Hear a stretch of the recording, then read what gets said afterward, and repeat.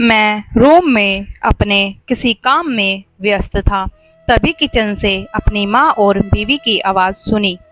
मेरी बीवी माँ को खड़ी खोटी सुना रही थी। शायद माँ ने दूध फ्रिज से बाहर रख दिया था, जिससे दूध फट गया था।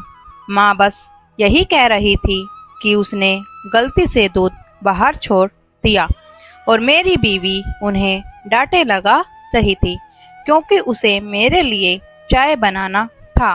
पर दूध फटी देख वो बौखला गई थी। मैं ये सब सुन रहा था, पर काम में व्यस्तता के कारण अपने काम में लग गया। ये कोई नई बात नहीं थी। सुलेखा की आदत सी हो गई थी माँ को खड़ी खोटी सुनाना। मैं भी सुलेखा की देखा देखी में कभी कभी माँ को डांट दिया करता था, और हमेशा उन दोनों के बीच में सुलेखा का ही पक्ष लेता और माँ को डांट देता था। आज जब मैं 3 दिन बाद घर आया तो माँ मेरे पास आकर अपने आंचल से मेरे मुंह को पोंछते हुए बोली, बेटा खाना लगा दूं? दूर से आया है, थक गया होगा। ला अपना पैर जूता उतार देती हूँ। मैं चुपचाप माँ को देख रहा था और वो मेरे जूते को उतार रही थी। मैंने माँ से पूछा, सुलेखा कहाँ है? तो उसने कहा, वो तो अभी अभी बाहर गई है। मुझे बताई कि तुम कुछ देर में आने वाले हो, और कहकर चली गई। सुलेखा अपनी माँ को देखने गई थी। उसने मुझे पहले ही बताया था उसके माँ की तबीयत खराब है, पर मुझे समझ में नहीं आ रहा था कि वो मेरे साथ भी तो जा सकती थी।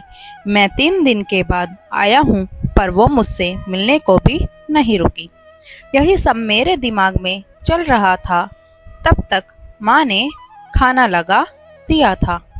माँ ने मुझे आवाज़ दिया, बेटा मुंह हाथ धो लो, खाना लगा दिया है।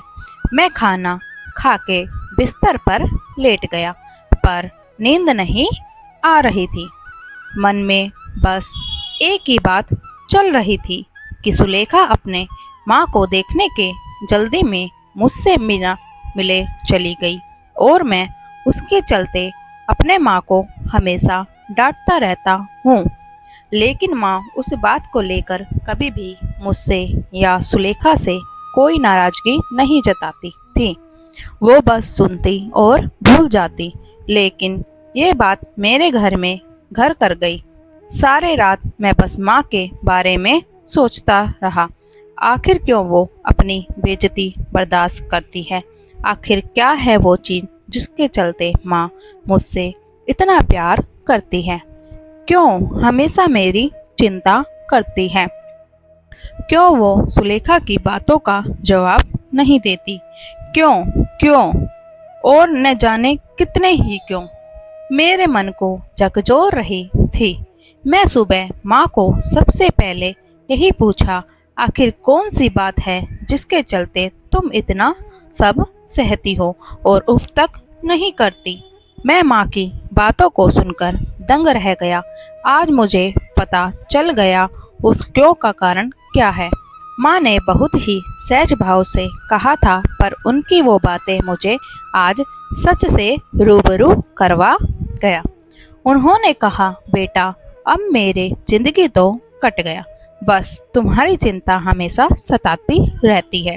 मैं तो 2-4 दिन की मेहमान हूँ, पर मेरे चलते तुम दोनों में अनबन ना हो, यही भगवान से दुआ करती हूँ। तुम दोनों खुश रहो, आबाद रहो, इससे ज्यादा एक माँ के लिए क्या हो सकता? ये कहकर वो किचन चली गई और जाते जाते कह गई, तू इतना सोच मत, सर दर्द करेगा। मुझे मेरे सारे क्यों का जवाब मिल गया था। ये सब माँ की ममता ही तो है, जो अपने दुख को भुलाकर अपने बेटे के सुख की दुआ करती है। ये माँ की ममता ही थी जो मुझ जैसे पापी को भी मिल जाती है। यही एक ईश्वरीय वरदान है जो हर किसी के नसीब में होता है। बस मेरी तरह कई ऐसे हैं जो उस ममता की कीमत नहीं जानते। अगर आपको हमारी स्टोरी पसंद आई है तो स्टोरी को लाइक और चैनल को सब्सक्राइब कर लें। धन्यवाद।